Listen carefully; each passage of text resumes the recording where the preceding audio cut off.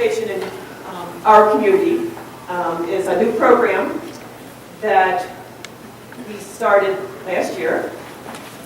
And we're very fortunate that the DuPage Foundation provided us with a grant to do this conservation in our community program.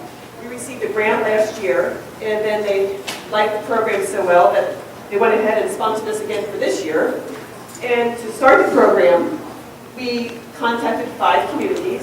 It was Naperville, Carroll Stream, Warrenville, Elmhurst, and Downers Grove.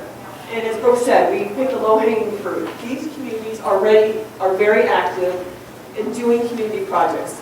Downers Grove is a great program. Carroll Street has been wonderful working with them. In every community, I'm going to talk about this a little bit later, is we found that in each community you really have to have a champion to start the program and get it going and be very interested. You'll hear Amy Emery here speak in a minute from Naperville. They have an Enviro team, and they've been so enthusiastic, and they've been embracing everything they do and that we do with them. So this year, after we received the grant, we added 2 more communities. We added Wooddale, who was very interested, and also Lisle. Lisle was very impacted by the flood, in 2013. And they've also been very active. Marilyn Suko over there is a wonderful person to work with, and she's been very interested in working with us on all of our programs. So what this program was about is we have programs we offer at the Conservation Foundation. As Brooke mentioned, we have Adopt a Stream. And there's a lady here who's very active. She had contacted me, and I'm the person, as Brooke said, if you're interested in adopting a stream, you contact me. You adopt a half-mile stretch, and so it equals a mile on each side.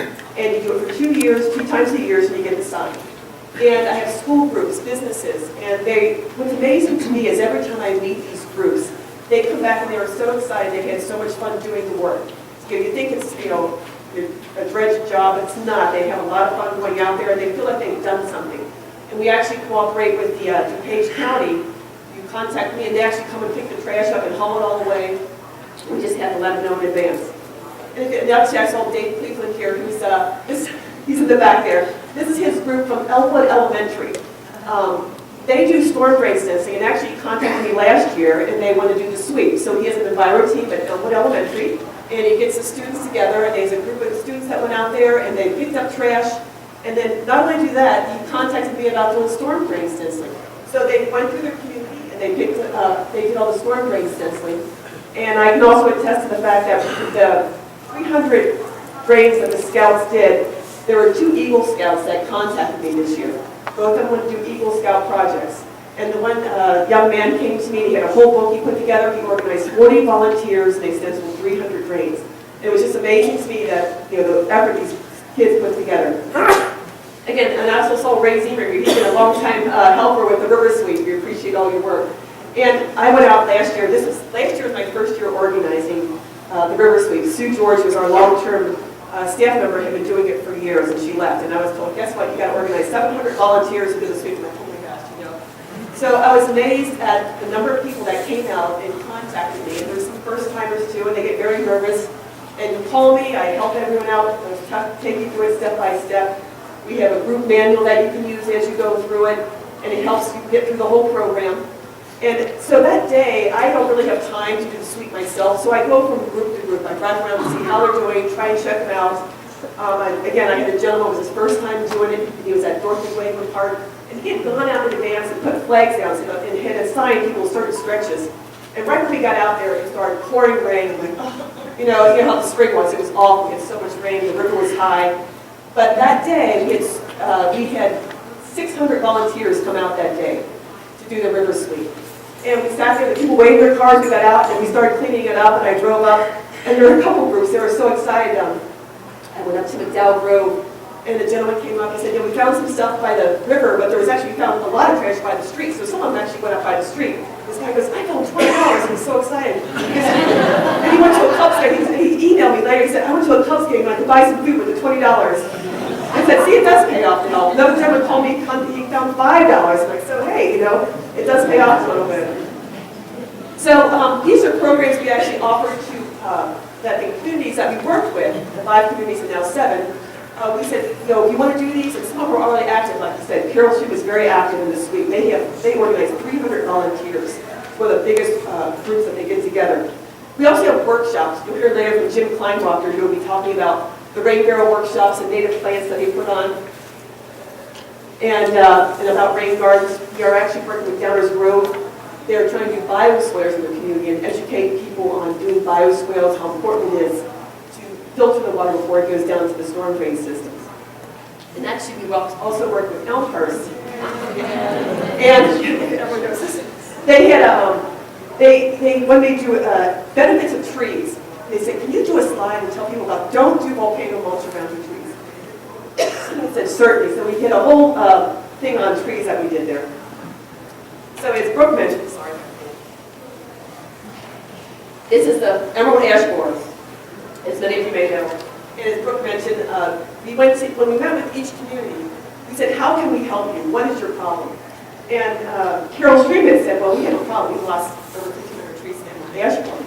And we are requiring residents, we passed an ordinance saying if there's a safety issue, we have to remove it. So we want to give them an option of providing them with a tree. So Jim and I organized a native plant sale in Possibility Place.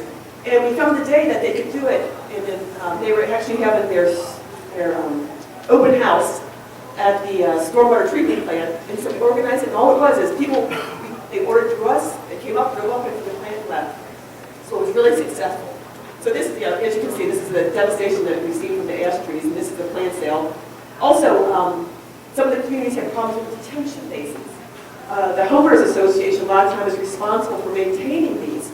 And we find that they don't necessarily know how to do it and what to do. We had a whole detention basin workshop. And actually, as for Naperville, we spoke to the Homeowners Association there. And we had an educational program about how to maintain their detention basins. So this is like a before and after effect there. And also, okay, this is the city of Naperville has been very active. And this is a plot, I didn't even know it was there, next to City Hall.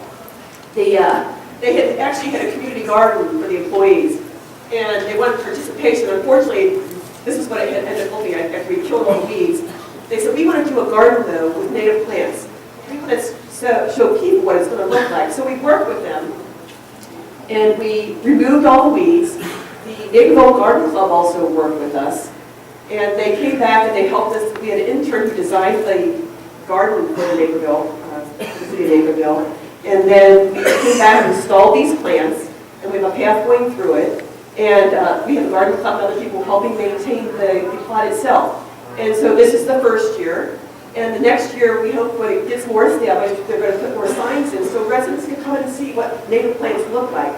And native plants don't have to look weedy. They can look manicured and maintained, as you can see here. So you just want to educate the residents about what it can look like. So what I'm saying is everyone needs to be a champion in each community that we have. And we found that if there's someone that is willing to go ahead and move it along and promote the program, it really is successful. So in each community, we hope someone will step up. And then maybe some of the people here in the audience, some of you will come forward and say, hey, I want to get involved with my community. I want to do some work and help out. So we're hoping that some people will step forward today and call me up and be willing to do some of these programs. So get involved. This is actually on the day of the sweep. I saw this in the West Branch over there. So get involved. Step forward, contact me or one of your community leaders and say, hey, we want to adopt a street, or we want to do a river